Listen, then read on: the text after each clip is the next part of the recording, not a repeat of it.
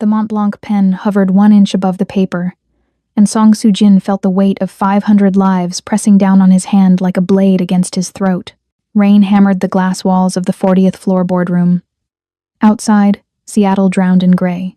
Inside, the air was suffocating. Expensive cologne, leather, and the sharp metallic tang of desperation. The clan elders sat motionless around the mahogany table. The lawyers from Viper Logistics watched him with the patient hunger of vultures circling a dying animal. 3 months. That's how long it had taken for the Hunwell Syndicate to bleed out. 3 months of hemorrhaging money, of calls from soldiers who hadn't been paid, of territories going dark. The docks, the shipping lanes, the whole empire his father had built with blood and brutality. All of it slipping through his fingers like water. Soo-jin stared at the signature line. His tattooed hand, knuckles scarred, dragon scales climbing toward his wrist, gripped the pen hard enough to crack the barrel. His throat worked. Sweat gathered at his temple, despite the air conditioning. This was the moment. Sign the insolvency agreement, transfer the syndicate's assets to Viper Logistics, and walk away. His uncle Minho had spent weeks convincing him this was the only way. We save the men. We preserve the legacy. You take the exile. We survive. The pen descended, and then a silver tray crashed to the floor like a gunshot. Sir, please. The voice cut through the rain and the silence, small and shaking but impossibly certain. Please don't sign that. Soo-jin's head snapped up. A black woman stood right beside his chair, freezing as she reached for his empty water glass. Her eyes were locked on the paper inches from her hand. She wore the uniform of the Invisible, cheap black vest, white shirt, name tag that read Tracy. She looked terrified. Her fingers trembled, but her eyes were riveted to the upside-down contract on the table like she'd just read her own death sentence written in the fine print. The head lawyer reacted like she'd pulled a weapon. I explicitly told the agency to wait outside until we called for refresh. But Soo-jin raised one hand, and the room froze. He didn't speak. He just stared at her. The Dragon of Seattle, tattooed predator, the man who'd once killed a rival boss with his bare hands in this very building. And he stared at a waitress like she held the key to his survival. Tracy stepped forward. 1 step. 2. Her voice shook, but her words were surgical. Clause 88C. The routing number. That's not a bankruptcy code. The air left the room. Soo-jin's hand hovered. The pen trembled. That's a DOJ account, Tracy whispered. If you sign that, you're not declaring insolvency. You're signing a confession. The rain lashed harder against the glass. The city below kept moving, oblivious. And in that boardroom 40 stories above the world, the dragon realized he'd been holding a knife to his own throat. Welcome, my fierce hearts and midnight dreamers. If you've been riding with me, you know we don't do boy meets girl here. We do predator meets the one woman dangerous enough to save him. We do the kind of chemistry that's mixed with gunpowder and bad decisions. And if you're new, buckle the hell up, because you're about to witness a collision between a waitress with nothing to lose and a mafia lord with everything to hide. This isn't just a romance. It's my fierce hearts and midnight dreamers. Warzone. Hit that like button before the first shot is fired. Subscribe because your obsession starts right now. And smash that notification bell because in this world, silence gets you killed. Now, let's watch a billion-dollar empire crumble. Starting with a single dropped tray. Song Soo-jin had killed his first man at 19. It wasn't something he thought about often. Not the blood, not the weight of the body, not the way his father had looked at him afterward with something between pride and sorrow. In their world, violence wasn't exceptional. It was currency. It was language. But sitting in that glass tower, surrounded by men in suits who smiled with too many teeth, Soo-jin felt something he hadn't felt since that first kill. The cold, crawling certainty that he was about to cross a line he couldn't uncross. The Hunwell Syndicate had ruled Seattle's underworld for 30 years. His father, Song Dae-jung, had built it from nothing. A Korean immigrant who'd started with a single shipping container and a willingness to do what others wouldn't. By the time Soo-jin was 10, the family name meant something. By the time he was 20, it meant everything. Soo-jin wasn't supposed to take over so soon, but cancer didn't care about succession plans. His father died when Soo-jin was 26, and the syndicate's enemies smelled weakness. Soo-jin had spent the next 8 years proving them wrong. He'd expanded the territory, doubled the revenue, earned the tattoos that marked him as the dragon. And now, at 34, he was about to sign it all away. The financial collapse had been brutal and inexplicable. 6 months ago, the syndicate's accounts had started bleeding. Not slowly, hemorrhaging.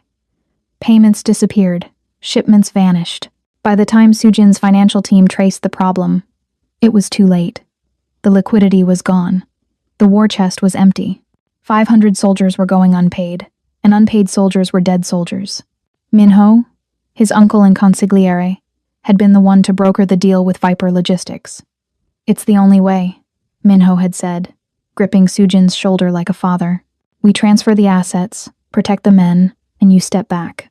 Exile, but alive." Sujin had spent 3 sleepless months reviewing the documents. The lawyers assured him it was standard. The elders nodded in agreement. Everything was in order. Except now this waitress, this stranger, was telling him it wasn't. Sujin looked at her again. Really looked. She was young, mid-20s maybe. Her skin was a deep, warm brown that caught the cold, fluorescent light. Her hair was pulled back in a practical ponytail. She had the kind of face that could disappear in a crowd. Unremarkable. Easy to overlook. But her eyes were sharp, intelligent, and absolutely terrified. "What's your name?" Sujin asked, his voice low and rough. "Tracy." She swallowed hard. "Tracy Smith." "And how?" Sujin said slowly. "Does a waitress know what a DOJ routing code looks like?" Tracy's jaw tightened. For a moment, he thought she might run. Then she lifted her chin, and he saw something flicker in her expression. Defiance, maybe. Or desperation. "Because I used to be an accountant," she said. "Before Stanford kicked me out." The elevator doors hadn't even closed before Sujin had her pressed against the mirrored wall. One hand flat beside her head, the other holding a gun pointed at the control panel. Tracy's breath came in sharp, shallow gasps. Her heart hammered so hard she could feel it in her throat, behind her eyes, in the tips of her fingers digging into the palms of her hands. "Breathe," Sujin said quietly, "or you'll pass out." The elevator descended in silence, broken only by the mechanical hum of cables and the ragged sound of Tracy's breathing. She could smell him. Expensive cologne cut with something sharper. Adrenaline. Anger. The scent of a predator who'd just realized he'd been caged. 40 floors. That's how long she had before the doors opened, and her life became something she couldn't take back. Tracy's mind raced. The tattooed man standing inches from her wasn't just any executive. She'd seen his face in newspapers, heard his name whispered in the kinds of places she worked.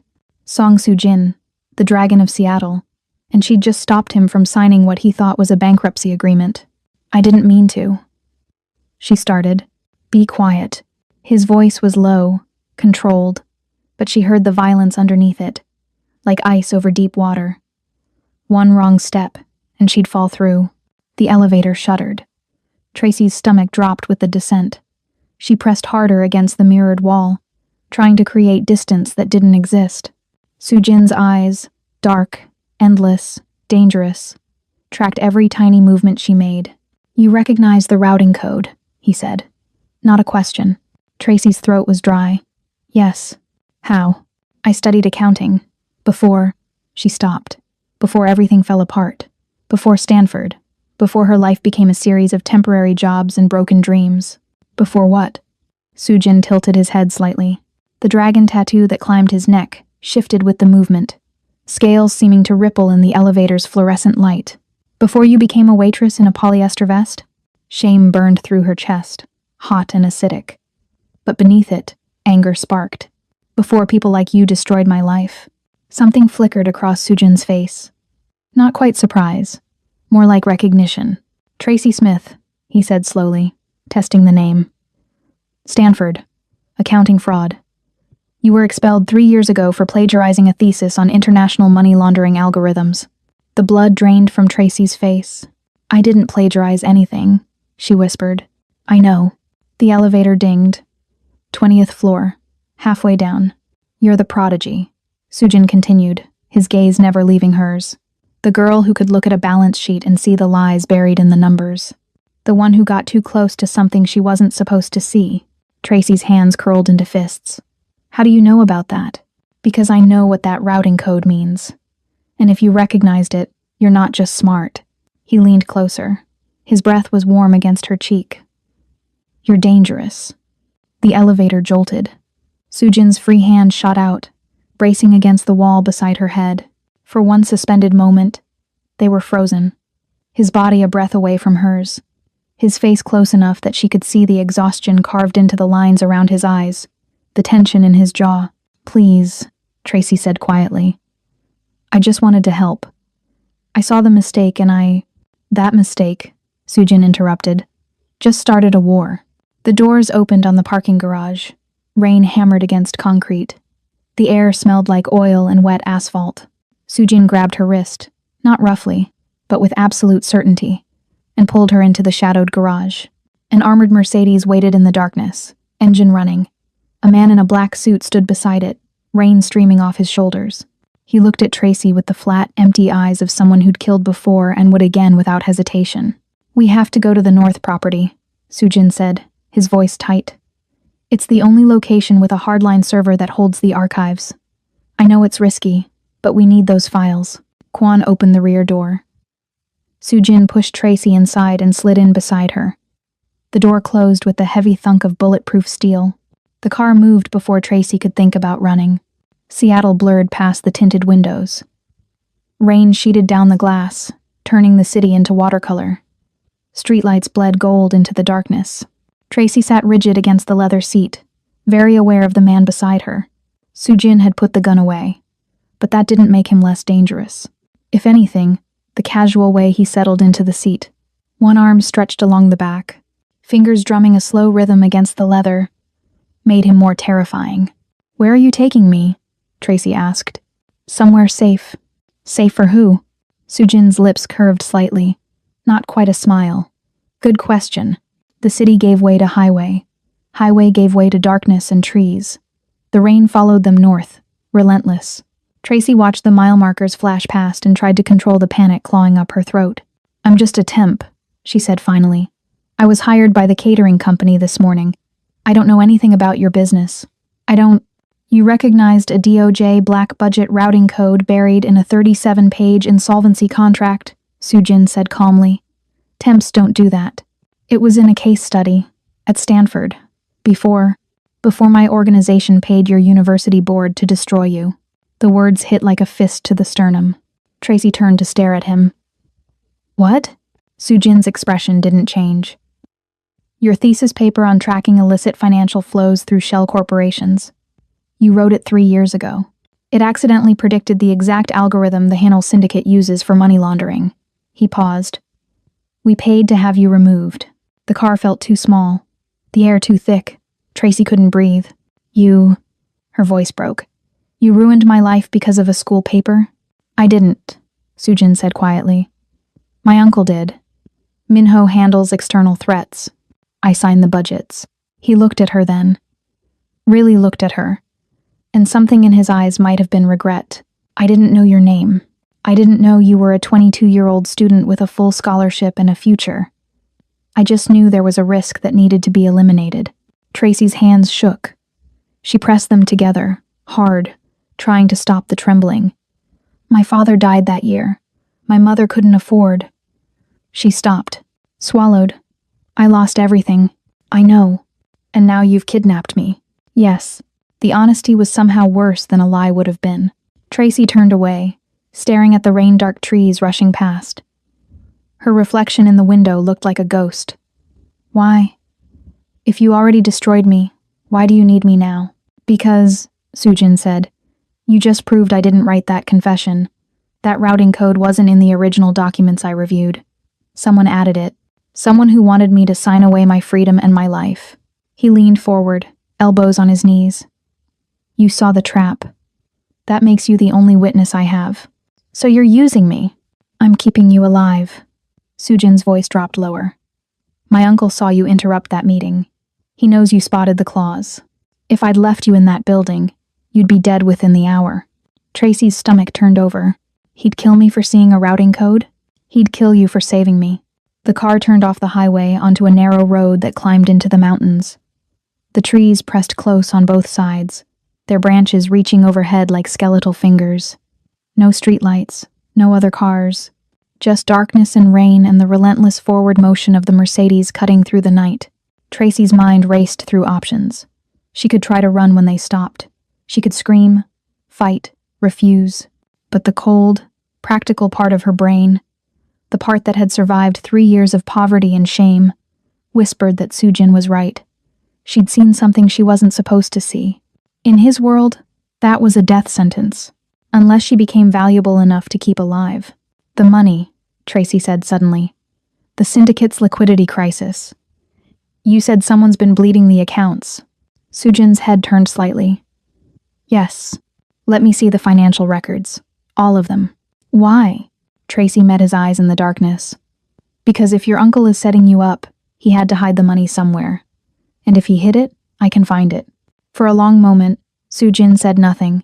Then his hand moved, not toward her, but to the panel between the seats. He pressed a button. The partition between them and Kwan slid down. Change of plans, Sujin said. Bring everything. Every file, every record, every transaction from the past year. Kwan's eyes flicked to the rearview mirror. Sir? She's going to audit the syndicate. The partition slid back up. Tracy's pulse hammered. She'd just volunteered to dig through the financial records of a criminal empire. She'd just made herself indispensable to a man who'd already destroyed her life once. But she'd also just given herself a chance to survive. The car climbed higher into the mountains. The rain turned to mist. And somewhere in the darkness ahead, Tracy knew, was a cabin where she'd either find the truth or lose herself completely. Sujin's hand moved to the seat beside her thigh. Not touching her, just close enough that she could feel the heat of his skin through the leather. Close enough to remind her who held the power here. If you find the money, he said quietly, you live. Tracy's breath caught. And if I run? His fingers drummed once against the leather. Then my uncle kills you, and I let him. The words should have terrified her. They did terrify her. But beneath the fear, something else stirred. A spark of the girl she'd been at Stanford. The prodigy who'd loved puzzles. Who'd chased patterns through numbers like a hunter tracking prey. She'd lost everything 3 years ago. Her scholarship, her reputation, her father, her future. Maybe, in this rain-dark car with a mafia boss who smelled like violence and expensive cologne, she could find a way to take something back. I'll find it, Tracy said. Sujin's fingers stilled. He turned to look at her, and in the darkness of the car, his eyes were unreadable. Good, he said softly. Because if you don't, we're both dead. The cabin wasn't what Tracy expected. When Sujin had said safe house, she'd imagined something crude. A shack in the woods. Bare walls and cots. Maybe a folding table, and a single light bulb swinging from exposed wiring.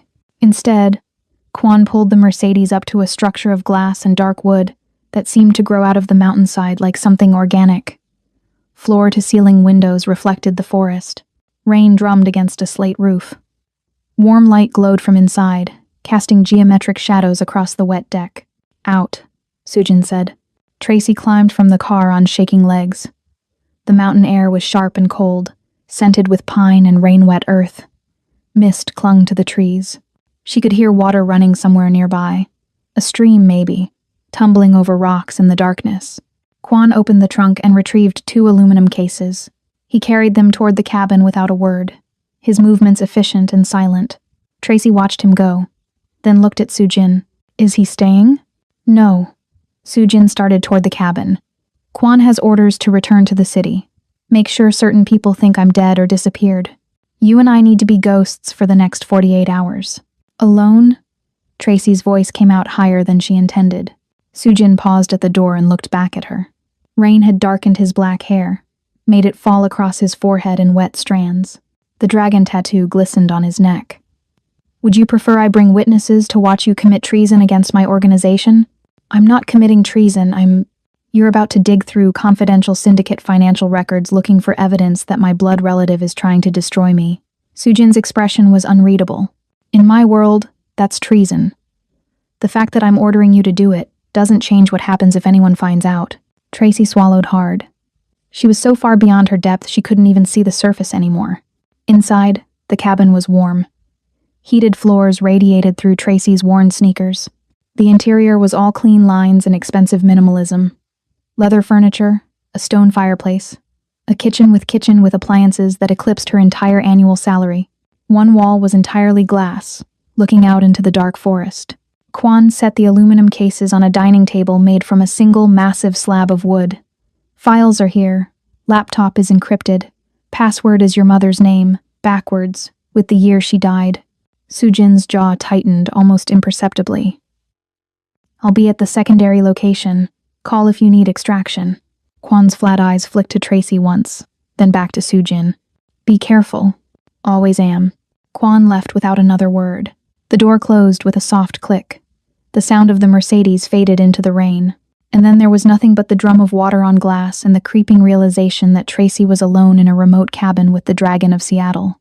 Sujin shrugged out of his suit jacket and draped it over a chair. His white shirt was still crisp despite everything, though Tracy noticed dark spots along one sleeve. Blood, she realized, from when he'd flipped the table in the boardroom. Are you hungry? He asked.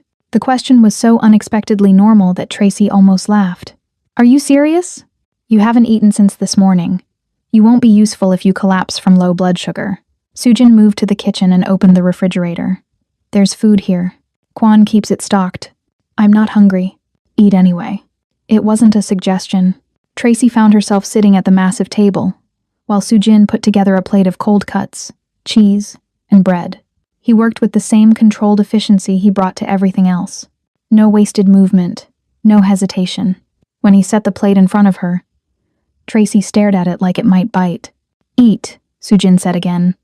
He pulled out the chair across from her and sat, pouring 2 glasses of water from a bottle. Then work. Tracy picked up a piece of bread and forced herself to chew. It tasted like sand. But Sujin was right.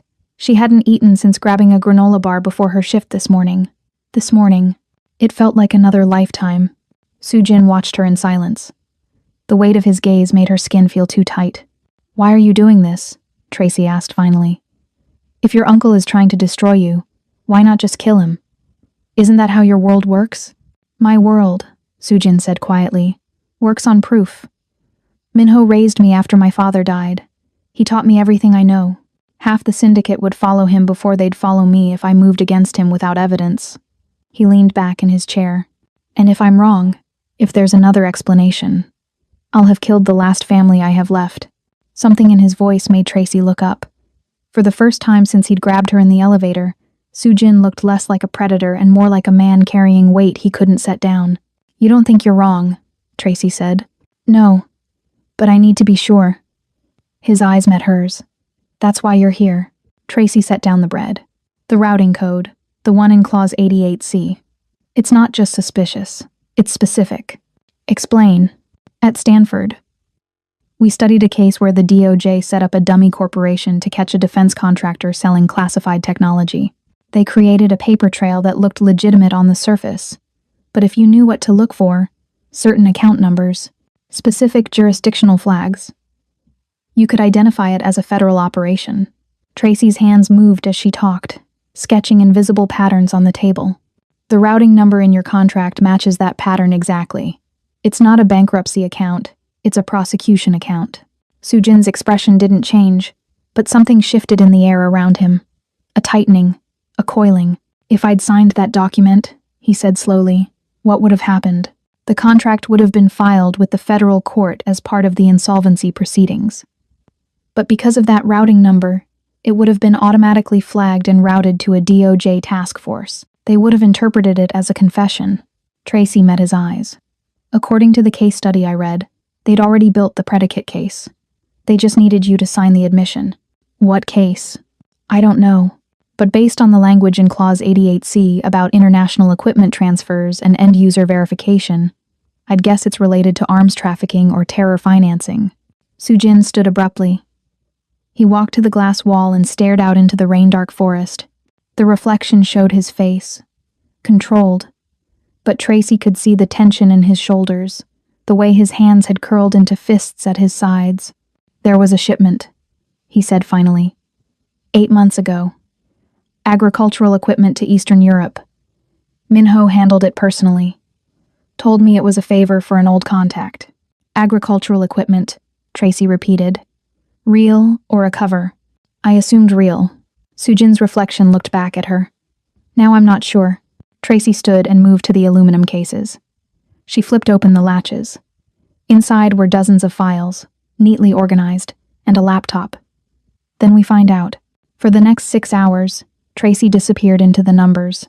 Sujin brought her coffee. Black, no sugar. Tracy barely tasted it. She opened file after file, cross-referencing transactions, building spreadsheets, mapping the flow of money through the syndicate's accounts like a cartographer charting unknown territory. The cabin was silent except for the rain and the soft clicking of keys. Sujin sat in a leather chair by the fireplace, ostensibly reading something on his phone, but Tracy could feel his attention on her, watching, waiting. Around 2 a.m, Tracy's eyes started to burn. She rubbed them with the heels of her hands and reached for the coffee. It was cold, but she drank it anyway. You should rest, Sujin said. Almost there. You've been saying that for an hour. Because I almost am. Tracy pulled up another spreadsheet. There's a pattern. I can see it. I just need to... The numbers suddenly aligned. Transaction dates, account transfers, the rhythmic flow of money out of the syndicate's primary accounts into a dozen smaller subsidiaries. And then, like a magic trick, the money disappeared. Got you, Tracy breathed. Sujin was behind her chair instantly. What? Your uncle is good. Really good. He's been siphoning money for at least a year, maybe longer. Small amounts at first, disguised as operating expenses, equipment purchases, legal fees, consulting contracts. Tracy's finger traced lines on the screen. But 6 months ago, the pace accelerated. Larger transfers, more frequent. He's been liquidating assets and hiding the proceeds. Where? Tracy clicked through to another file. That's the beautiful part. He didn't just steal the money. He created a shell corporation to receive it. Layers of ownership, registered in 3 different countries, designed to be untraceable. But you traced it. I followed the metadata. File creation timestamps, IP addresses, biometric access logs. Tracy pulled up a final document. The shell corporation is called Viper Logistics. Sujin went absolutely still. The same company, Tracy continued, that's offering to buy the syndicate's assets in the bankruptcy agreement. Your uncle isn't helping you survive a financial crisis. He created the crisis. He bled the accounts dry, then offered to save you by buying everything for pennies on the dollar. The silence in the cabin was total. Even the rain seemed to hold its breath. When Sujin finally spoke, his voice was soft as silk and cold as a blade. Show me the access logs. Tracy pulled them up. Every transaction was authorized using a private digital key that only one person possesses. Minho Song. Numbers don't have loyalty, Tracy said quietly, echoing the words she'd thrown at him earlier. They only have truth. Sujin's hand moved to the back of her chair. His knuckles brushed her shoulder, barely a touch. But Tracy felt it like an electrical current. She turned to look up at him. His face was a mask. But his eyes were burning. He raised me, Sujin said. After my father died, Minho was the one who taught me how to lead, how to fight, how to survive. His jaw clenched. I trusted him. I'm sorry. Don't be. Sujin's hand tightened on the chair. You just proved he's been planning to destroy me for over a year. That's not betrayal. That's premeditation. He stepped back, ran a hand through his hair. But why? What's his motive? Tracy hesitated. There are emails. I didn't want to open them without asking, but... Open them. She did. The first email was dated 3 months ago. It was from Minho to an unknown recipient, sent from an encrypted account. The boy has gone soft. He refuses to expand into the sectors that matter. Too many rules, too much honor. His father would be ashamed. It's time for new leadership. Tracy's stomach turned. She opened the next email. The transfer agreement is in place. Once he signs, the DOJ will take him off the board permanently. The syndicate's assets will pass to Viper, and I'll liquidate everything within 6 months. $2.1 billion. Clean and untraceable. The soldiers are expendable. Sujin's hands were shaking. Tracy could see it in the reflection of the laptop screen, shaking with a rage so profound it made the air around him feel dangerous. He doesn't want control, Sujin said. He wants me gone, and the syndicate destroyed. He's selling out 500 men just to retire rich. Tracy opened another file, and her blood went cold. Soo-jin, there's more. Show me. It was a purchase order, dated 4 months ago. Cryogenic storage containers, industrial-grade refrigeration units, medical equipment that had no legitimate use for a shipping company. And then Tracy found the shipping manifests. Destinations all over the world. Ports in Southeast Asia, Eastern Europe, South America. Oh my God, she whispered. Soo-jin leaned over her shoulder, reading. When he understood what he was seeing, he slammed his fist on the table so hard the laptop jumped. No, he said. No, not this. Tracy's hands trembled on the keys. The ghost ships. Your uncle isn't just selling the syndicate. He's converting your shipping fleet into organ harvesting. Soo-jin's voice was raw. He's turning my family's ships into floating butcher shops. The words hung in the air like poison. Tracy turned in her chair. Soo-jin had stepped back from the table. He stood in the middle of the cabin, rain streaming down the glass wall behind him, his hands curled into fists. The dragon on his neck looked like it was breathing. I've done terrible things, Soo-jin said quietly. I've hurt people, killed people. But I have rules. No children. No women who aren't in the life. No bodies. He looked at Tracy, and she saw something break behind his eyes. My uncle is planning to harvest organs from kidnapped victims and sell them to the highest bidder. He's going to do it using ships that carry my father's name. Tracy stood slowly. We can stop him. Can we? Soo-jin's laugh was bitter. He's been planning this for over a year. The ships are probably already equipped. The buyers are already lined up. And I'm supposed to be signing away my life in a federal trap while he disappears with billions. But you didn't sign. Tracy took a step toward him. I stopped you. And now we know the truth. Knowing the truth and stopping him are two different things. Then the sound of breaking glass came from somewhere outside. Close. Soo-jin's hand went to his waistband in one fluid motion. He pulled out the gun Tracy had seen in the elevator and moved to the light switch. The cabin went dark.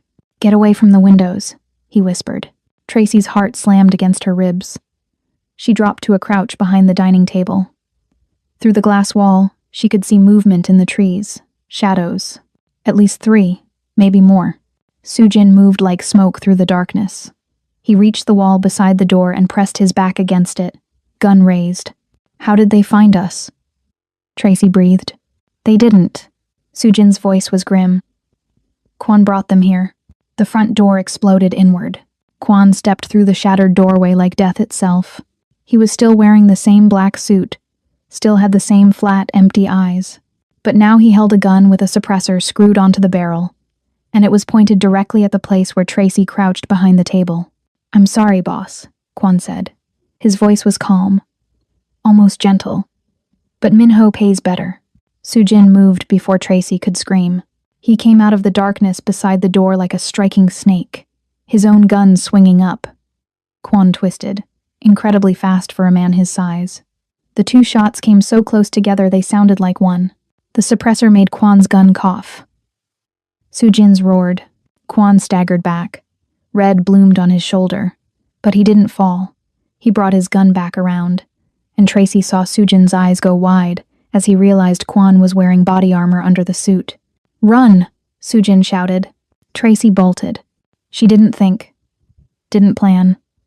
Just grabbed the laptop off the table and ran toward the back of the cabin. Behind her, she heard 2 more shots. Glass shattered. Someone hit the floor hard. The cabin's back hallway was dark. Tracy's shoulder slammed into a wall. She rebounded, kept running, found a door. Locked. She tried the next one. It opened into a bedroom. Huge bed, more glass walls, rain streaming down the windows. Tracy ran to the bathroom. It was ridiculous, stupid, a terrible place to hide. But her body was pure panic now, running on instinct. She locked the bathroom door and pressed her back against it, gasping. The laptop was still clutched against her chest. She could hear shouting from the main room. A crash, something heavy hitting wood, then footsteps, coming down the hallway. Tracy looked around frantically. The bathroom was all white tile and chrome, a massive shower with glass walls, a soaking tub, nowhere to hide. nothing to use as a weapon except... She grabbed a towel bar off the wall. The screws ripped free. It was pathetically light in her hands, but it was something. The doorknob rattled. "Tracy." Kwon's voice was muffled through the door. "Come out. Minho just wants to talk to you." "Liar," she breathed. "He said you can walk away from this. You're not part of the syndicate. You're just a waitress who saw something she shouldn't have. Give me the laptop. Walk out the front door, and you'll never see any of us again." Tracy's hands tightened on the towel bar. "And if I don't? Then I come in there, and things get messy." The door shuddered. Kwon had kicked it. The frame cracked but held. Tracy backed toward the shower. Her mind raced. The laptop held everything. The proof of Minho's betrayal. The evidence of the organ harvesting operation. If Kwon got it, Soo-jin had nothing. If Soo-jin was even still alive... The thought made her stomach drop. Another kick. The door frame splintered. One more hit and Kwon would be through. Tracy opened the laptop with shaking hands. The screen flared to life. She pulled up the file directory and started copying everything to the cloud. The upload bar crawled forward with agonizing slowness. 40%. The door exploded inward. Kwon filled the frame, gun raised. Blood soaked his shoulder, but his hand was steady. "Drop it," he said. 60%. Tracy held the laptop like a shield. "Where's Soo-jin?" "Bleeding. He put up a good fight, but..." Kwon shrugged. "I'm better. You're a traitor. I'm practical." Kwon stepped into the bathroom. "Minho offered me $20 million to make sure Soo-jin signed that document. When you interfered, he offered me $30 million to clean up the mess. That's practical. 80%. Tracy took a step back. Her heel hit the edge of the bathtub. "He'll kill you too. Once you're not useful anymore." "Maybe, but I'll be rich." Kwon raised the gun to point directly at her face. "Last chance. Give me the laptop." 95%. Tracy looked at the gun. At Kwon's empty eyes. At the blood on his suit that was Soo-jin's blood. And something inside her. Something that had been bending for 3 years, ever since Stanford destroyed her. Finally snapped. "No," she said. Kwon's finger tightened on the trigger. And then a hand reached around from behind him and grabbed the gun. Soo-jin. He was covered in blood, his white shirt more red than white.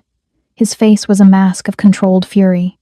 He twisted Kwon's wrist with savage precision, and the gun clattered to the tile floor.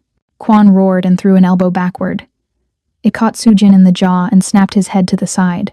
But Soo-jin held on, both arms wrapped around Kwon's torso now, dragging him backward out of the bathroom. They hit the bedroom floor in a tangle of limbs. Tracy stood frozen in the bathroom doorway as the two men fought. It wasn't like fights in movies, choreographed and clean. It was brutal, ugly, desperate, fists and elbows and knees. The sound of bone hitting flesh. Grunts of pain and effort. Kwon was bigger, better trained. But Soo-jin fought like a man with nothing left to lose. They crashed into the nightstand. The lamp shattered. They rolled, and Soo-jin ended up on top, his hands going for Kwon's throat. Kwon bucked and twisted, throwing Soo-jin off. Both men staggered to their feet. Blood streamed from Soo-jin's nose. Kwon's face was swelling on one side. They circled each other like wolves. "You were my brother," Soo-jin said. His voice was hoarse. "Brothers are a luxury I can't afford." Kwon lunged. They went through the bedroom door and into the hallway. Tracy heard bodies slamming into walls. More glass breaking. A shout of pain that might have been Soo-jin. She looked down at the laptop. 100% uploaded. Every file, every email, every piece of evidence, backed up to a server Minho couldn't touch. Tracy set the laptop on the bathroom counter and picked up the towel bar again. Her hands weren't shaking anymore. She walked into the hallway. The fight had moved to the main room. Kwon had Soo-jin pressed against the glass wall, fists driving into his ribs again and again. Soo-jin's face was gray with pain. Blood ran from his mouth. Tracy didn't think. She ran forward and swung the towel bar at the back of Kwon's head. It connected with a dull thunk. Kwon turned, more surprised than hurt. "You stupid!" Soo-jin used the distraction. His hand shot out and grabbed one of the aluminum cases from the table. He swung it like a club into Kwon's temple. Kwon dropped like a stone. For a moment, the only sound was rain and ragged breathing. Soo-jin stood over Kwon's body, swaying, The aluminum case slipped from his fingers and hit the floor. Then Sujin's knees buckled. Tracy caught him. Barely. He was heavier than he looked, all muscle and bone and dead weight. She staggered under his mass and managed to lower him to the floor instead of dropping him. Sujin, stay with me. His eyes fluttered open. Blood bubbled at the corner of his mouth. Did you get the files? Yes, they're safe. Don't talk. Need to. He coughed. More blood. Need to get out. More coming. Tracy looked at Kwan's unconscious form. How many? Don't know. But Kwan wouldn't come alone if Minho sent him. Sujin tried to sit up and failed. His hand went to his side, came away red. He's bleeding the wound. Tracy's medical knowledge was limited to YouTube videos and basic first aid, but she didn't need a degree to know Sujin was hurt bad. She grabbed his hand and pressed it against his side. Hold pressure. Don't move. She ran to the bathroom and came back with towels. When she lifted Sujin's shirt, her stomach lurched. A deep gash ran along his ribs where Kwan's knife had caught him. Not a bullet wound. Worse in some ways. Ragged edges, deep enough to see muscle. Okay, Tracy said, trying to keep her voice steady.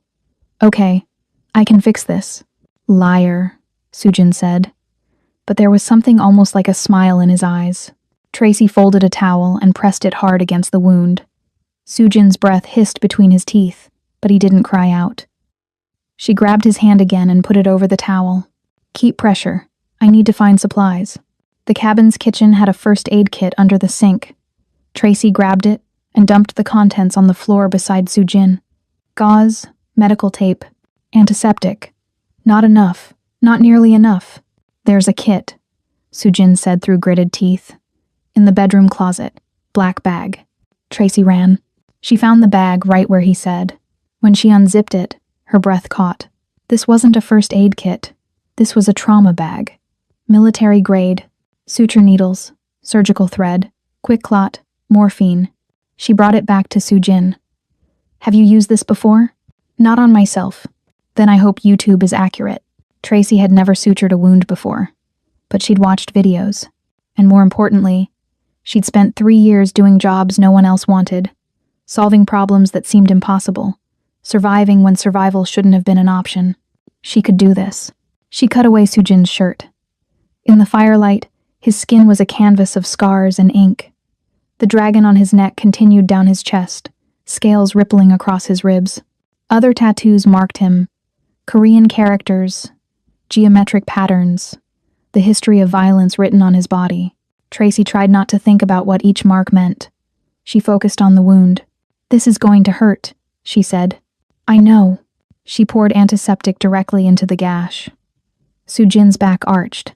His hand shot out and grabbed her wrist, hard enough to bruise. But he didn't scream. Tracy waited until his breathing steadied, then reached for the suture needle. Her hands shook. She clenched them into fists, released, clenched again. When they were steady enough, she threaded the needle. Tracy. Sujin's voice was rough. She looked at him. 3 years ago, I signed a budget authorization for external risk removal. I didn't know what it meant, didn't ask. Just signed my name and moved on to the next decision. His eyes were dark and endless. That authorization destroyed your life. Took your scholarship, your reputation, your father's last year of watching you succeed. I did that. Tracy's throat was tight. I know. You should let me bleed. Probably. She positioned the needle. But then I'd never find out if you're actually sorry, or if you're just saying that because you need me alive. Something flickered across Sujin's face. Pain, maybe. Or shame. Tracy pushed the needle through skin. Sujin's hand tightened on her wrist until she thought the bones might crack. But he held still, and she worked. Each stitch was a tiny act of creation. Pulling damaged pieces together, closing the wound, stopping the bleeding. Tracy's whole world narrowed to the movement of the needle, the tension of the thread, the warmth of Sujin's blood on her hands. She lost track of time. Could have been minutes, could have been an hour. When she finally tied off the last suture, her hands were cramping and her eyes burned with exhaustion. Done, she whispered. Sujin's head rolled against the floor. His eyes were closed, his breathing shallow but steady. For one horrible moment, Tracy thought she'd lost him.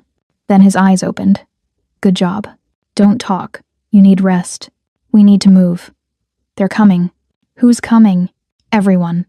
Sujin tried to sit up, made it halfway before his face went gray. Minho will have heard from Kwon by now. When Kwon doesn't report in, he'll send more. Tracy grabbed his arm. You can't move. You'll rip the stitches. If we stay here, they'll kill us both. Tracy looked at the shattered front door, at the rain-dark forest beyond, at Kwon's unconscious body in the middle of the floor. Sujin was right. They couldn't stay, but he couldn't travel either. What do we do? She asked. Sujin's hand moved to his pocket. He pulled out a key fob and tossed it to her. In the garage. SUV. Black Tahoe. I can't drive you. You need a hospital. Hospital means questions. Questions mean police. Police mean Minho finds us and finishes what Kwon started. Sujin grabbed her hand. His palm was slick with blood and sweat. I trust you, Tracy Smith. I don't know why, but I do. So drive. Tracy looked down at their joined hands. His blood was on her skin, under her fingernails, staining the sleeves of her cheap uniform. 3 years ago, this man had destroyed her life. 12 hours ago, she'd been invisible. A waitress. Nobody. Now she was the only thing standing between a mafia boss and death. She should run. Should grab the laptop and disappear into the forest. Call the police. Turn herself in. Trade information for protection. Instead, she squeezed Sujin's hand. Okay, she said. But you're going to tell me everything. Every detail of your organization. Every piece of dirt on Minho. Everything I need to bury him. Sujin's smile was grim. Deal. Tracy helped him to his feet. It took both of them, his arm heavy across her shoulders, her smaller frame straining to support his weight. They staggered toward the garage like two people learning to walk. Behind them, Kwon groaned. Tracy looked back. His eyes were starting to open. Wait, she said. She grabbed the trauma bag and pulled out the morphine. 2 syringes. She loaded one and jabbed it into Kwon's thigh. Sujin watched with something that might have been admiration. Remind me never to underestimate you. Too late, Tracy said. They made it to the garage. The black Tahoe waited like salvation. Tracy helped Sujin into the passenger seat, then ran back inside for the laptop and files. When she returned, Kwon was slumped against the wall, eyes rolling. He'd be out for hours. Tracy slid behind the wheel of the Tahoe. The engine roared to life. She'd never driven anything this big before, but she didn't let herself think about that. She just put it in gear and drove. The garage door opened automatically. Rain slammed into the windshield. The narrow mountain road unwound ahead, barely visible in the darkness. Tracy's hands were white-knuckled on the wheel. Beside her, Sujin's head lolled against the window. His breathing was steady but shallow. Stay with me, Tracy said. Not planning on going anywhere. Where am I driving? South. There's a backup property 2 hours from here. Kwon doesn't know about it. Tracy pressed the accelerator. The Tahoe surged forward into the rain and darkness. Behind them, the cabin grew smaller in the rearview mirror. And somewhere in the night, Tracy knew Minho was waking up to the news that his perfectly laid trap had failed. The war had just begun. The backup property turned out to be an apartment above a closed restaurant in a neighborhood that probably saw more police raids than health inspections. The kind of place where nobody asked questions and nobody remembered faces. Tracy parked in the alley behind the building. It was 4 a.m. The rain had finally stopped, but the streets were slick and dark. Sodium lights cast everything in sickly orange. Getting Sujin up the narrow back stairs took 20 minutes that felt like 20 hours. He was conscious, but barely, his weight dragging on Tracy with each step. By the time they reached the apartment door, her shoulders screamed and sweat ran down her back. Sujin leaned against the wall and punched in a code on the keypad. The lock clicked. Inside was nothing like the cabin. One room with a kitchenette, a bathroom, a bed. Bare walls. A window with bars. It smelled like old takeout and dust. Tracy helped Sujin to the bed. He collapsed onto it with a groan. One arm draped across his eyes. Home sweet home, he muttered. Tracy locked the door, checked the window, closed the blinds. Her body was running on fumes. Adrenaline and fear with nothing left underneath. But she couldn't stop moving. If she stopped, she'd think. And if she thought, She'd remember the sound of gunshots and the feeling of needle pushing through skin and the weight of a dying man in her arms. "Tracy." Sujin's voice was rough. "Sit down before you fall down." "I'm fine." "You're shaking." Tracy looked at her hands. He was right. They trembled like leaves in wind. She sat on the edge of the bed. Not close to him, just close enough to feel the heat radiating from his body, to hear the rasp of his breathing. "Thank you," Sujin said quietly. "For what?" "For not running. For stitching me up. For driving. For—" He stopped. "For trusting me when you have every reason not to." Tracy laughed, and it came out bitter. "I don't trust you. I just trust your uncle less." "Smart." Silence stretched between them. Outside, a siren wailed in the distance. The city sounds felt wrong after the quiet of the forest. "I need to check your wound," Tracy said. Sujin nodded and started to sit up. The movement made him go pale. Tracy moved closer, helping him peel off what was left of his shirt. The bandages she'd applied at the cabin were already soaked through with red. She went to the bathroom and found a towel. When she came back, Sujin had managed to lie back against the pillows. His chest rose and fell with careful, shallow breaths.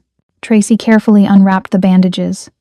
The stitches had held, but the wound was inflamed and angry. She touched the skin around it gently. Hot, possibly infected. "You need antibiotics," she said. "There's a kit, under the sink." Of course there was. Tracy wondered how many times Sujin had hidden in apartments like this, bleeding and waiting for death or recovery to decide which one claimed him first. She found the kit and came back with antibiotics and fresh gauze. "Take these, 3 times a day until they're gone." Sujin swallowed the pills dry, then watched as she rebandaged the wound. His gaze was heavy, intent. It made Tracy's skin feel too tight. "You're good at this," he said. "I'm winging it." Still. His hand moved to cover hers where it pressed gauze to his ribs. The touch was light, almost gentle, but it stopped her completely. "You're steady under pressure. Most people would have broken by now." "I broke 3 years ago," Tracy said. "There's nothing left to break." Sujin's fingers tightened on hers. "I'm sorry. I know that's not enough. I know sorry doesn't give you back what you lost. But I need you to know. I didn't understand what that authorization meant. If I had known it was a 22-year-old girl with a sick father and everything to lose, would it have mattered?" Tracy pulled her hand free. "Would you have said no? Or would you have signed it anyway because that's what dragons do? Eliminate threats?" The silence that followed was answer enough. Tracy finished the bandaging in silence. When she was done, she stood and moved to the window. The bars cast shadow stripes across her face. "What happened to your father?" Sujin asked quietly. Tracy's hands curled into fists against the windowsill. "Cancer. He fought it for 2 years. But when I got expelled, we lost the university health insurance. We couldn't afford treatment anymore." Her voice cracked. "He died 6 months later." Behind her, she heard Sujin's sharp intake of breath. "I didn't know," he said. "I know you didn't. That's what makes it worse." Tracy turned to face him. "You destroyed my life as casually as signing a piece of paper. You didn't even remember doing it. I was just a line item in a budget. Risk removed. Problem solved." Sujin sat up slowly, ignoring the pain it must have caused. His eyes were dark and endless. "You're right.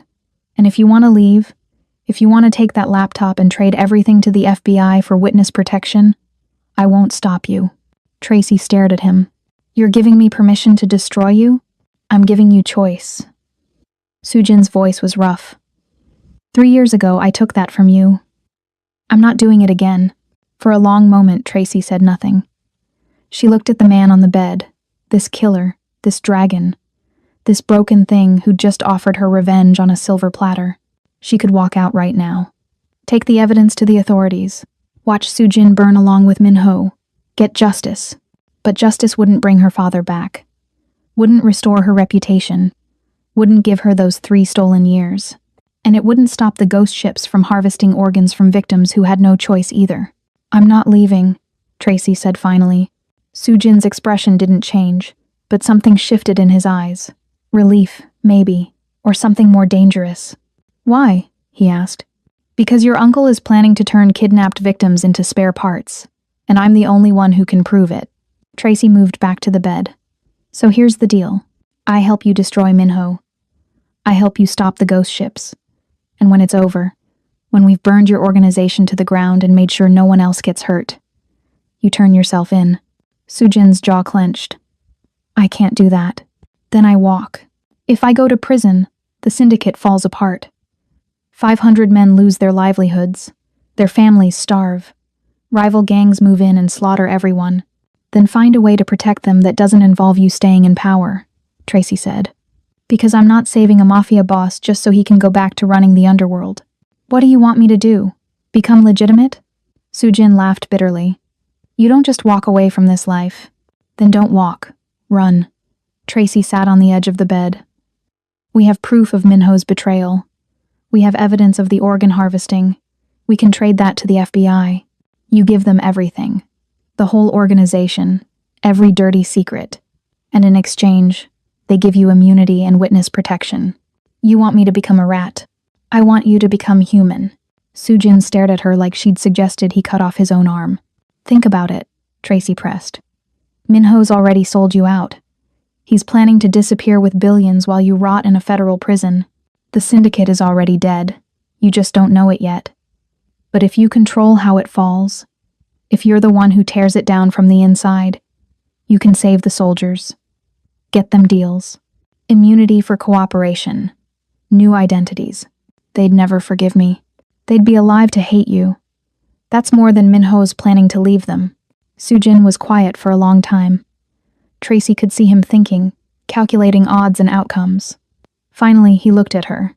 If I do this, he said slowly, I lose everything. My name, my power, my identity. You keep your life. And your soul. You think I still have one of those? Tracy met his eyes. I think if you didn't, you wouldn't have stopped me from running. Something in Sujin's expression cracked. He reached out and took her hand again. This time, she didn't pull away. I need time, he said. To think. To plan. We can't just walk into the FBI tomorrow and hand over the syndicate. Minho has to be dealt with first. How? The ships. If we can stop them from launching, if we can destroy the whole organ operation before it starts, Minho loses his billion-dollar payday. He'll be vulnerable, desperate. That's when we move. Tracy's mind was already racing ahead. The files showed the first ship is scheduled to depart from a private dock in Vancouver in 3 days. If we can get there, we can sabotage it, Sujin finished. Destroy the equipment. Free any victims he's already acquired. That's insane. We don't have resources. We don't have people we can trust. It's just us. Sujin's smile was sharp and dark. Then we'd better be enough. Tracy should have been terrified. Should have walked away. Should have grabbed that laptop and run as far and fast as she could. Instead, she felt alive for the first time in 3 years. Okay, she said. We stop the ships, then we burn everything down. Sujin's thumb traced circles on the back of her hand. The touch was hypnotic, dangerous. Why are you really doing this, Tracy? It's not just about justice. No, she admitted. It's about making sure what happened to me never happens to anyone else. Your uncle is about to create an industry of nightmares. Someone has to stop him. And if we fail, then we die. But at least we die trying to do something that matters.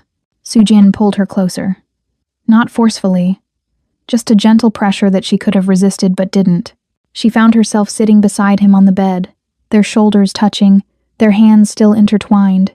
You're extraordinary, he said quietly. Do you know that? Tracy's breath caught. I'm a waitress with a laptop. You're a survivor who sees patterns no one else notices. You're brave enough to call out a mafia boss in a room full of killers. You're smart enough to trace money through shell corporations in 6 hours. You're steady enough to stitch up a man who destroyed your life. Sujin's hand moved to her face, fingers light against her jaw. You're extraordinary, and I'm sorry I didn't see it 3 years ago. The apartment felt too small, the air too thick. Tracy could feel the heat of Sujin's body, smell the copper tang of blood mixed with his cologne. His eyes were dark and dangerous and full of things she shouldn't want. Don't, she whispered. Don't what? Don't look at me like that, like I'm something worth saving. You are. You don't know me. I know enough. His thumb traced her jawline. I know you're fierce and brilliant and too stubborn to break. I know you fight for people who can't fight for themselves. I know you're the first person in years who's looked at me and seen more than the dragon. Tracy's heart was hammering. She should move, should pull away, should remember that this man had ruined her life, that he was a killer, that nothing good could come from the electric current running between them. But she didn't move. This is a bad idea, she said. The worst, Sujin agreed. His hand slid into her hair.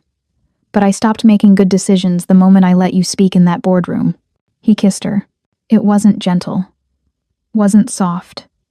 It was 3 years of rage and pain and desperate survival meeting in the space between their mouths. Tracy's hands fisted in what was left of his shirt, pulling him closer even as her mind screamed that this was wrong. Sujin tasted like blood and violence, and something darker she didn't want to name. His hand tangled in her hair, the other pressing against her lower back. Every place they touched felt like fire. Tracy broke the kiss, gasping. We can't do this. I know. You're injured. I know. I hate you. I know that too. Sujin's forehead rested against hers. His breathing was ragged. But you're here anyway. Tracy closed her eyes. She could feel his heartbeat against her palms, fast and hard and real. This doesn't change anything. We stop your uncle. We burn the syndicate. You turn yourself in. Agreed. And after that, we're done. You go your way. I go mine. If that's what you want. Tracy pulled back enough to look at him. His eyes were still dark, still dangerous, but now there was something else there. Something vulnerable and raw that made her chest ache. It's not about what I want, she said. It's about what's right. Sujin's smile was sad. Then I guess I'll have to settle for these 3 days. He kissed her again, softer this time. And Tracy let him, because in 3 days they'd be dead or free. And right now she needed to feel something other than fear. When they finally broke apart, Sujin was pale and breathing hard. The exertion had reopened something in his wound. Tracy saw fresh blood seeping through the bandage. Lie down, she ordered. Bossy, you're bleeding again. Sujin let her push him back against the pillows. Tracy grabbed the first aid kit and started rewrapping the wound. Her hands were steadier now, her movements clinical. Get some sleep, she said. We have 3 days to plan an impossible mission. You'll need your strength. What about you? I'll keep watch. Tracy. Sleep, Sujin. He caught her wrist one more time. If this goes wrong, if we don't make it, I want you to know I'm sorry. For all of it. For Stanford. For your father. For dragging you into this war. Tracy's throat was tight. Apology noted. And I want you to know. He stopped. Started again. You're the first good thing I've done in 8 years. Tracy didn't know what to say to that, so she said nothing, just squeezed his hand once and turned away. She spent the rest of the night sitting by the window, laptop open, planning how to destroy a ghost fleet and take down a Mafia empire with nothing but rage and determination. Outside, the city woke slowly. Garbage trucks rumbled past. Streetlights flickered off. The sun rose behind thick clouds, turning the world gray and cold. And Tracy Smith, the girl who'd lost everything, began to build a plan that would either save lives or end hers. Tracy wasn't sure when she fell asleep. One moment she was staring at shipping manifests on the laptop screen, and the next she was jerking awake to the sound of Sujin's phone buzzing on the nightstand. Gray morning light filtered through the barred windows. Her neck ached from sleeping in the chair. The laptop had gone dark in her lap. Sujin's phone buzzed again. He was still asleep, his breathing deep and even. The color had returned to his face. Whatever infection had been threatening seemed to have backed off under the weight of antibiotics and sheer stubbornness. Tracy grabbed the phone before it could wake him. The screen showed 3 missed calls from an unknown number and a text message. We need to talk. Name your location. M. Minho. Tracy's blood went cold. She glanced at Sujin. Still sleeping. She stood quietly and carried the phone to the bathroom, closing the door before she did anything stupid. She stared at the message.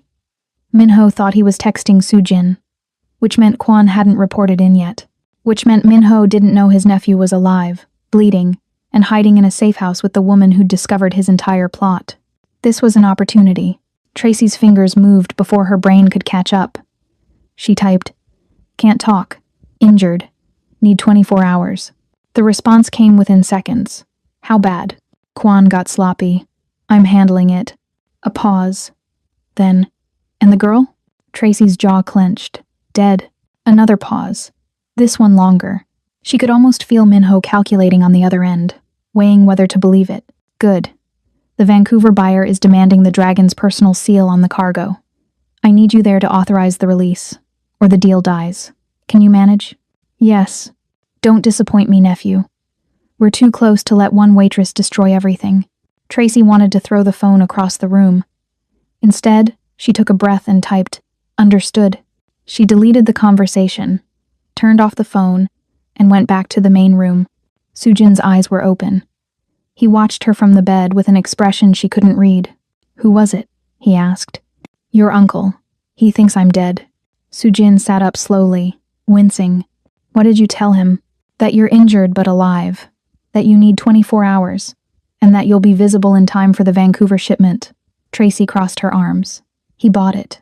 "Did he say anything about Quan?" "No. Which means either Quan's dead, or he's too ashamed to report that he failed to kill us." Sujin rubbed his face. "Quan's not dead. I hit him hard, but not that hard.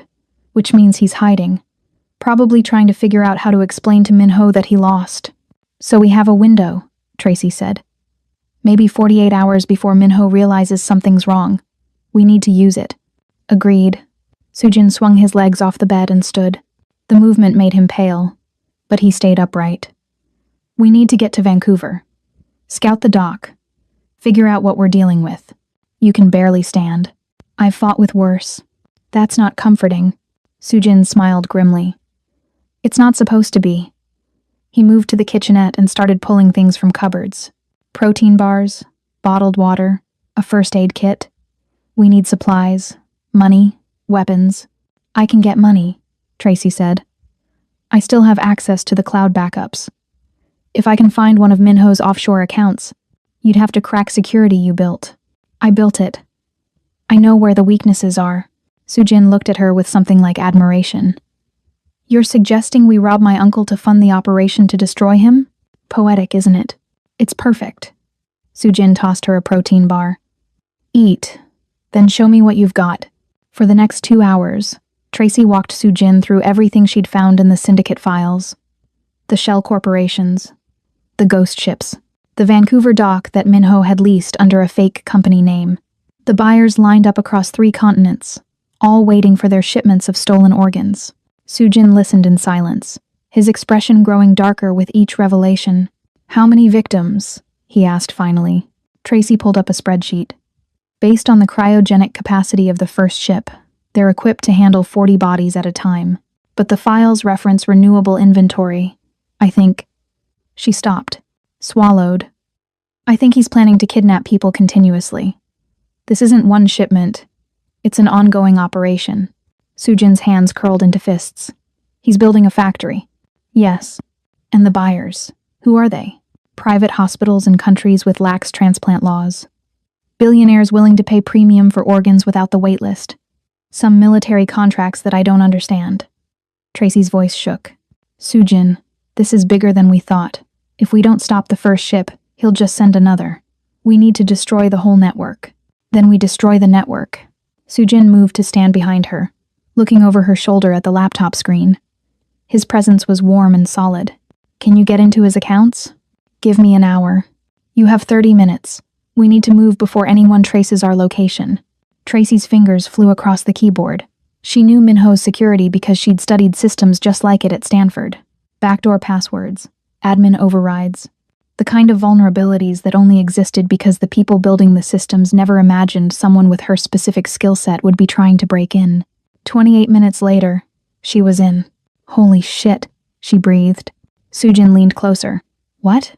"Your uncle has 43 offshore accounts across 7 countries. Total liquid assets." Tracy's voice cracked.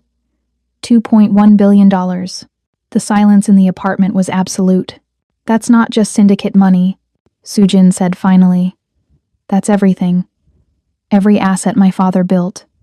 Every dollar we've earned in 30 years. He's been stealing it all.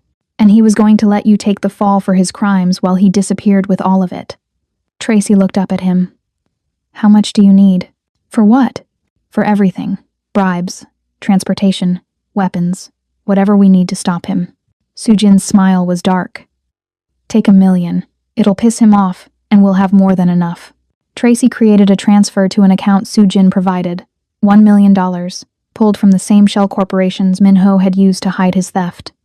It would take him hours to notice, maybe days. By then, they'd be gone. Done, Tracy said. Sujin's hand rested on her shoulder. You're terrifying. You know that? I've been told. Good. We're going to need terrifying. He moved away, started pulling supplies together. Get cleaned up. We leave in 20 minutes. Tracy looked down at herself. She was still wearing the same uniform from yesterday.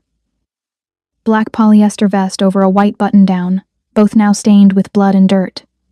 Her hair was a disaster. She probably smelled like fear and exhaustion. She grabbed a change of clothes from a bag Sujin provided. Black jeans, a dark sweater, boots that actually fit. The bathroom was tiny, but the shower was hot. Tracy stood under the spray and let the water wash away blood and sweat and the feeling of Kwan's hands on her throat. When she came out, Sujin was dressed in dark tactical gear. He looked like a different person. No longer the executive in the expensive suit, but something harder. Dangerous. The dragon fully awake. He'd laid out weapons on the bed, 2 handguns, knives, a tactical vest. Do you know how to use these? He asked. I've never even held a gun. Then you're about to learn. Sujin picked up one of the handguns and checked the chamber. This is a Glock 19. 15 rounds. Simple, reliable, point and shoot. He moved through the basics. Safety, how to hold it, how to aim. Tracy's hands shook the first time she held the weapon. It was heavier than she expected, cold and deadly. I can't do this, she said. Yes, you can. Sujin's hands covered hers, adjusting her grip. The first rule, don't pull the trigger unless you're ready to kill. This isn't a threat. It's a promise. You understand? Tracy nodded. The second rule, if you do pull the trigger, don't hesitate. Hesitation gets you killed. His breath was warm against her ear. Can you do that? If it comes down to you or someone else, can you pull the trigger? Tracy thought about her father, about the victims waiting to be harvested, about Kwan's empty eyes when he'd aimed his gun at her face. Yes, she said. Good. They loaded the weapons into a duffel bag, along with the laptop, the files, and the first aid kit. Sujin strapped on the tactical vest and hid it under a jacket. Tracy put her gun in the waistband of her jeans, hidden by the sweater. Sujin reached under a loose floorboard beneath the bed and pulled out a waterproof pouch. Passports, he said, tossing them to her. Emergency identities I stashed here years ago. We'll need them for the border. Ready? Sujin asked. No, that's the right answer. He opened the apartment door and checked the hallway. Clear. Stay close to me. If anything happens, anything, you run. Don't look back. Don't try to help. Just run. I'm not leaving you. Sujin turned to look at her. Something moved in his eyes. Surprise, maybe, or gratitude. You barely know me. I know enough. For a moment, he just stared at her. Then he pulled her close and kissed her hard. It was desperate and fierce, a promise and a goodbye all at once. When he pulled back, his voice was rough. If we survive this, remind me to ask you out properly. Tracy's laugh was shaky. If we survive this, I'm checking us both into therapy. Deal. They made it to the Tahoe without incident. Sujin drove this time, his hands steady on the wheel despite the wound in his side. They headed north toward the Canadian border, toward Vancouver and the dock where Minho's first ghost ship waited. The city fell away behind them. Suburbs gave way to forest. Rain started again, a soft drizzle that made the world look watercolor and vague. Tracy pulled out the laptop and started going through the Vancouver docks layout. Security cameras, guard rotations, entry points. She built a mental map of the location, looking for weaknesses. There, she said, pointing to a service entrance on the south side. It's camera blind for 30 seconds every rotation. If we time it right, we can get in without being seen. And once we're inside, we find the ship, plant explosives. Get out before anyone knows we were there. You make it sound simple. It's not. But it's the best shot we have. Sujin's hands tightened on the wheel. Tracy, if this goes wrong, If we get caught, they won't just kill us. They'll make it slow. Painful. You need to be prepared for that. I know. Do you? Because there's still time to back out. I can drop you at the border, give you enough money to disappear. You could start over somewhere safe. Tracy looked at him. Really looked. Saw the tension in his jaw, the way his knuckles were white on the steering wheel. He was giving her an out. Even now, bleeding and hunted, he was trying to protect her. I'm not backing out, she said quietly. Why? Because someone has to stop your uncle. And apparently, we're the only ones stupid enough to try. Sujin's laugh was rough. Stupid or brave? I'm still not sure which. Maybe both.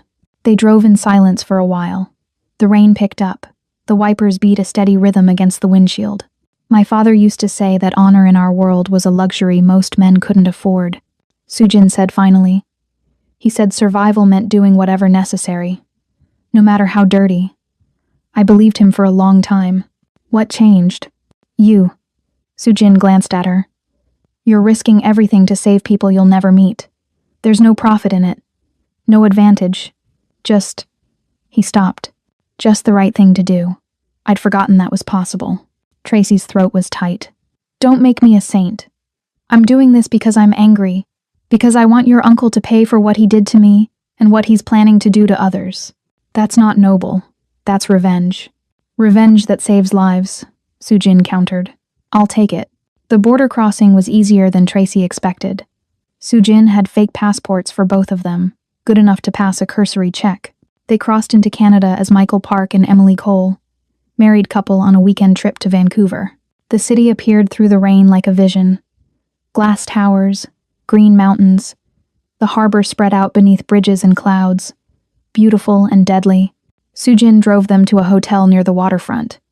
Nothing fancy, but clean and anonymous. They checked in, dumped their bags, and immediately started planning. The dock was an hour south of the city, nestled in an industrial area that the tourism board pretended didn't exist. Tracy pulled up satellite images on the laptop, while Sujin cleaned and loaded weapons. The ship is called the Pacific Dawn, Tracy said. Registered in Liberia. Crew of 12, but half of them are probably Minho's people. It's scheduled to depart in... She checked her watch. 53 hours. So we go tonight. Tonight? Tracy's voice cracked. We just got here. We haven't even scouted the location. We don't have time to scout. Every hour we wait is another hour. Minho has to realize something's wrong. Sujin set down the gun he'd been cleaning. We go in tonight. We destroy the ship. We get out. And if there are already victims on board? Sujin's face went hard. Then we free them first. Tracy nodded. Her hands were shaking again, but this time it wasn't from fear. It was from adrenaline and purpose and the electric certainty that they were about to do something impossible. Okay, she said. Tonight. The dock smelled like diesel and rotting fish. Tracy crouched beside Sujin in the shadows between two shipping containers, rain soaking through her clothes. It was 1 a.m. The industrial complex was mostly dark. Just a few security lights casting yellow pools across wet concrete. The Pacific Dawn sat at the far pier, massive and dark. Lights glowed behind portholes. Tracy could see movement on deck. Guards, maybe, or crew preparing for departure. See the cameras? Sujin whispered. Tracy followed his pointing finger. 3 cameras covered the approach to the pier. Yes. They rotate on a 30-second cycle. When the middle camera swings away from the gate, we have 20 seconds to get through. 20 seconds. Great. That's plenty of time.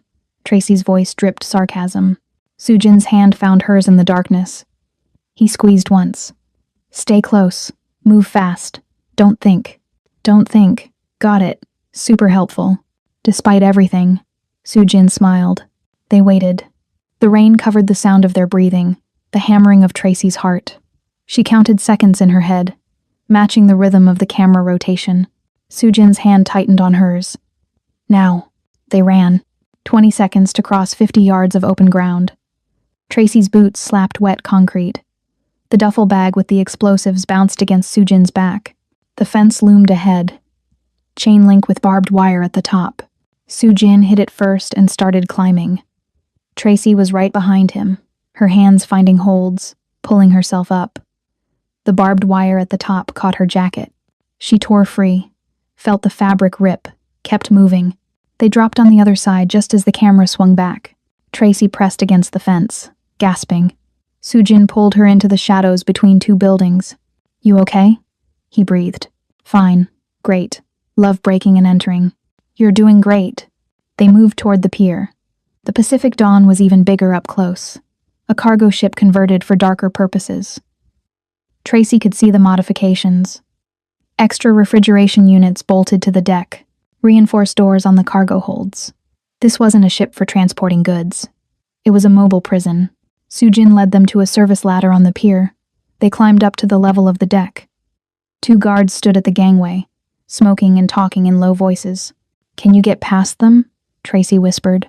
Sujin pulled a knife from his belt. "Stay here." "Wait." But he was already moving, silent as smoke. Tracy watched him cross the deck, staying low, using containers for cover. He moved like violence had a shape, and he was it. One of the guards turned. Sujin was on him before he could shout, hand over his mouth, knife to his throat. A quick struggle. The guard went limp. The second guard reached for his radio.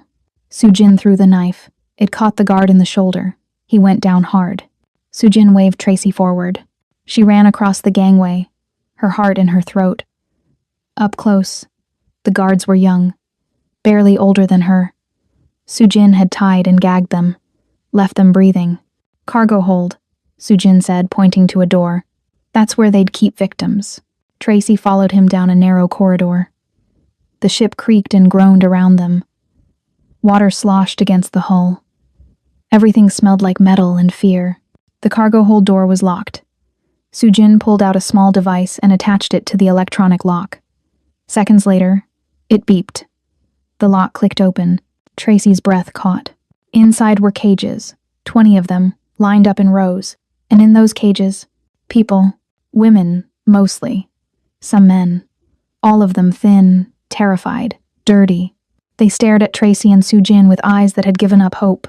"Oh my God," Tracy breathed. Sujin was already moving, pulling bolt cutters from the duffel. "Get them out. I'll set the charges." Tracy ran to the first cage. A young woman stared at her through the bars. She couldn't have been more than 17. "It's okay," Tracy said, her voice shaking. "We're getting you out." The woman didn't respond. Shock, maybe, or disbelief that rescue was real. Tracy cut the lock. The cage door swung open. "Can you walk?" The woman nodded slowly. "Then help me free the others." For the next 10 minutes, Tracy and the freed victims worked to open every cage. Sujin moved through the hold, placing charges on key structural points. Small, precise explosives that would gut the ship without causing casualties in the area. "How many?" Sujin asked. 38, Tracy said. Her voice was numb. He was going to harvest 38 people. Sujin's face was carved from stone. Not anymore. They led the victims up to the deck. Most could barely walk. They'd been starved, beaten, kept in darkness. Tracy's rage burned hot enough to char bone. "We need transport," she said to Sujin. "There's a crew transport bus in the lot, used for shuttling dock workers. Keys should be in the guard shack." Tracy ran. She found the keys right where Sujin said. The bus was old but functional. She drove it to the pier, and together she and Sujin loaded the victims inside. 38 people who should have died but wouldn't. 38 lives saved. "Go," Sujin told her. "Get them to the hospital. Tell them they were trafficked. Give fake names. Don't mention me." "What about you?" "I need to make sure this ship never sails." Tracy grabbed his jacket. "You set the charges. Let's go." "Not yet." Sujin pulled something from his pocket. "A phone. I need to make a call first." "To who?" "My uncle." Tracy's blood went cold. "What? Why?" "Because I want him to know who destroyed his operation." Sujin's smile was sharp as broken glass. "I want him to know I'm alive. And I want him to know he's already lost." "That's insane. He'll send everyone." "Let him." Sujin cupped her face in his hands. "Get those people to safety, Tracy. That's what matters. You matter." "No," he said softly. "I don't. But you do. And they do. So drive." He kissed her once, hard and desperate. Then he pushed her toward the bus. Tracy's hands shook on the steering wheel. She looked back once.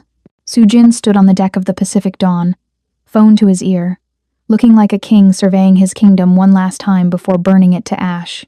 She drove. Behind her, she heard the explosion. The hospital was chaos. Tracy pulled up to the emergency entrance and started pulling victims out of the bus. Medical staff swarmed, asking questions she couldn't answer, taking people on gurneys, calling for trauma teams. A police officer grabbed Tracy's arm.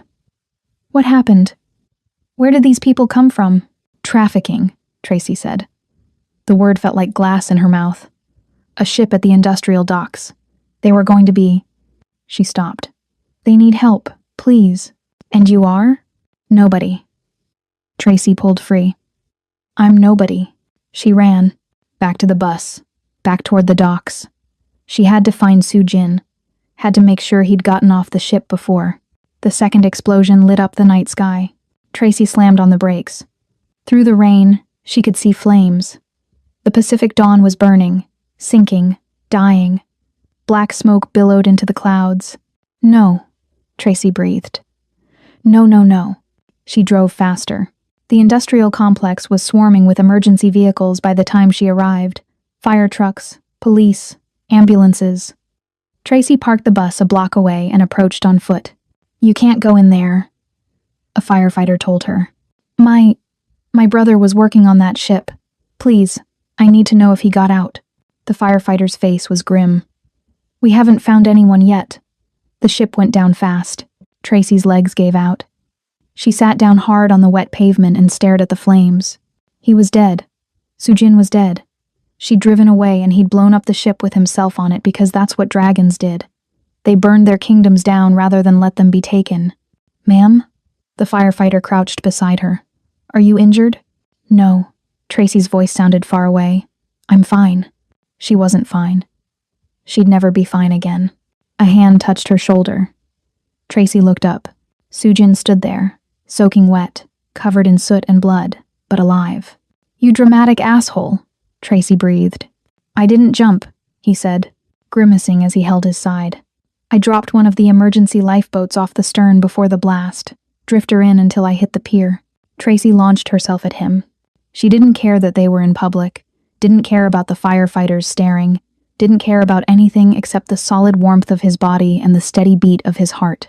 "I thought you were dead," she said against his chest. "Not yet." Soo-jin's arms tightened around her. "But we need to move.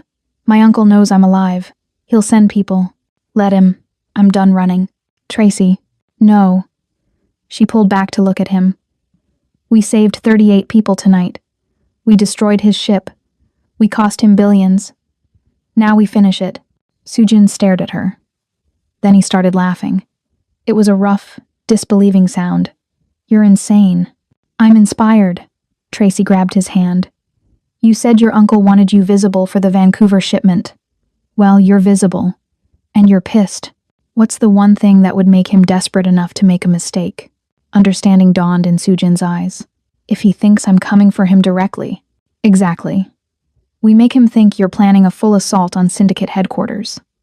He'll pull everyone in to defend. And while he's looking at you, you upload the kill switch," Soo-jin finished. "The same thing you did at the cabin. Destroy his whole network from the inside. But this time, we don't run afterward. We walk into the FBI with every piece of evidence we have. We hand them your uncle, the Syndicate, and the entire trafficking operation. They'll arrest me too. Only if you don't cut a deal first." Tracy's mind was racing. "You give them everything. Names, locations, bank accounts. In exchange, they give you immunity and witness protection. Your soldiers get the same deal if they cooperate. Everyone gets a second chance except Min-ho." Soo-jin was quiet for a long moment. Then he nodded. "Okay. Okay? Let's burn it all down." They spent the next 12 hours planning. Back at the hotel, Tracy built the kill switch while Soo-jin made calls. He reached out to soldiers he trusted. Men who'd served under his father, who remembered when the Syndicate had codes and honor. He offered them a choice: stay and die with Min-ho, or flip and live. Most chose to flip. By midnight, they had 20 men ready to testify. By dawn, Tracy's kill switch was complete. A virus that would corrupt every database, erase every financial record, destroy the entire digital infrastructure of the Hanul Syndicate. It's ready, Tracy said. Sujin looked at the laptop screen, looked at her. Once you run that, there's no going back. I know. The syndicate my father built. Everything he worked for. It'll be gone. Your father built a criminal empire, Tracy said gently. Maybe it's time to build something better. Sujin nodded slowly. Then he pulled out his phone and made one more call. Uncle, he said when Minho answered. We need to talk. The Hanul Syndicate headquarters was a glass tower in downtown Seattle. 40 stories of legitimate business built on foundations of blood. Tracy and Sujin walked through the lobby at noon, surrounded by 20 former soldiers who'd chosen redemption over loyalty. They took the elevator to the top floor where Minho's office waited. The elevator was silent. Tracy's hand was on the gun in her jacket. Sujin's face was carved from stone. You don't have to do this, she said quietly. Yes, I do. The doors opened. Minho's office took up the entire 40th floor. Floor-to-ceiling windows showed the city spread out below. Rain lashed the glass. The man himself sat behind a desk made from a single piece of marble, and he was smiling. Nephew, Minho said. I knew you'd come. Guards filled the room. At least 30 of them, all armed, all loyal to Minho. Tracy's 20 soldiers suddenly seemed very few. Let them go, Sujin said. His voice was calm. This is between us. Is it? Minho stood. He was older than Sujin, his hair silver, but he moved with the same predatory grace. Because it seems to me this is about a waitress who couldn't mind her own business. His eyes landed on Tracy, cold, empty, killer's eyes. You're supposed to be dead, Minho said. I'm hard to kill, Tracy replied. We'll see. Minho nodded to his guards. They raised their weapons. Wait. Sujin stepped forward. I have a deal for you. I'm listening. Let Tracy and my men walk out of here. You and I settle this. One-on-one. If I win, the syndicate is mine. If you win? Sujin shrugged. You were going to kill me anyway. Minho laughed. Why would I agree to that when I have 30 guns pointed at your head? Because, Sujin said, my men spent the last hour planting C4 on every support pillar of this building while we walked up here. If you kill me, you kill everyone, including yourself. The room went still. You're bluffing, Minho said. Am I? Sujin pulled out a detonator. I learned from the best, Uncle. You taught me that if you're going to lose, you take your enemies with you. Minho's face went pale. He looked at his guards, at Sujin, at the detonator. You wouldn't, he said. You wouldn't kill your own men. The men in this room chose you over honor, Sujin said quietly. They knew about the organ harvesting. They knew about the trafficking. They chose to follow a monster. So yes, Uncle. I would. Tracy's heart hammered. She didn't know if Sujin was bluffing or not. She hoped he was, prayed he was. But the look in his eyes said maybe he wasn't. However, Sujin continued, I'm willing to offer mercy. You confess to the federal agents waiting in the lobby. You tell them everything. The trafficking, the organ harvesting, the money laundering. You implicate yourself and only yourself. In exchange, I don't detonate this building. And my men? They get a choice. Confess and cooperate, or go down with you. Minho was silent for a long moment. Then he started laughing. It was an ugly sound, full of bitterness and rage. You think you've won? He said. You think because you destroyed one ship and saved some victims that you're a hero now. But you're still my nephew, still a killer, still the dragon. Changing sides doesn't change what you are. Maybe not, Sujin agreed. But it changes what I do next. He looked at Tracy. She understood immediately. She pulled out the laptop, opened it, ran the kill switch. The effect was instantaneous.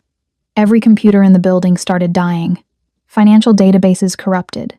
Encrypted files erased. The entire digital infrastructure of the Hanul Syndicate collapsed in seconds. Minho's face went from pale to purple. What did you do? Destroyed everything, Tracy said.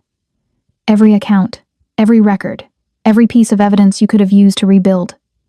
It's gone. You... Minho lunged for her. Sujin was faster. He caught his uncle mid-stride and threw him to the ground. They grappled, rolling across the marble floor. Minho was older but vicious. fighting with the desperate strength of a man who'd lost everything. Sujin got his hands around Minho's throat. "It's over, Uncle." "Never." The elevator dinged. Federal agents poured into the room. 20 of them, vests marked FBI, weapons drawn. "Everyone on the ground, now." The guards dropped their weapons. Sujin released Minho and raised his hands. Tracy set down the laptop and did the same. An agent approached Sujin. "Song Sujin?" "Yes. We have a warrant for your arrest on charges of—" "I know what the charges are," Sujin interrupted. "And I'm here to cut a deal. I give you everything. The entire syndicate. Every name. Every operation. Every dirty dollar. In exchange, I want immunity and witness protection for myself and everyone who cooperates." The lead agent, a woman with steel-gray hair and sharp eyes, studied him. "That's a hell of an offer. It's a hell of a case. Trafficking, organ harvesting, money laundering across 7 countries. And I can give you all of it." Sujin gestured to Minho, still on the floor. "Starting with the man who planned to harvest organs from kidnapped victims and sell them worldwide." Minho spat blood. "You're a traitor." "No," Sujin said quietly. "I'm done." The agents arrested Minho first, then Sujin, then the guards who'd stood by while innocents were caged. Tracy stood by the window and watched the city. The rain was finally stopping. Sunlight broke through the clouds, turning the wet streets gold. An agent approached her. "Tracy Smith?" "Yes. We're going to need your statement." "I have more than that." Tracy picked up the laptop. "I fried their servers, but I kept an isolated backup on this drive. It has every financial record, every email, every piece of evidence you'll need to prosecute not just Minho, but his buyers, his accomplices, his entire network." The agent's eyebrows rose. "You're cooperating?" "On one condition. The people we saved from the Pacific Dawn, they get victim status, protected identities, medical care, everything they need to rebuild their lives." "Done." Tracy nodded. She looked at Sujin. He was in handcuffs, surrounded by agents, but his eyes were on her. She mouthed, "Thank you." He smiled. A real smile, the first truly genuine one she'd seen. Then they took him away. 6 months later, Tracy walked into a federal visitation facility in Oregon. She'd been here before, twice a month since the trial ended, since Minho got life in prison and Sujin got immunity and witness protection in exchange for testifying against everyone. The Hunnell syndicate was dead, 37 members indicted, hundreds of victims rescued, billions in assets seized. And Tracy Smith, former Stanford student, former waitress, was now working for the FBI's Financial Crimes Division, hunting down trafficking operations. She'd found her purpose in the ashes. The visitation room was sparse. A table, 2 chairs, a guard in the corner. Sujin entered from the other side. He wore civilian clothes now, no tattoos visible. His hair was different, shorter, lighter. They'd changed everything about him for the protection program, but his eyes were still the same. "Tracy," he said. "Michael." She used his new name, the one the government had given him, the one that came with a second chance. They sat across from each other.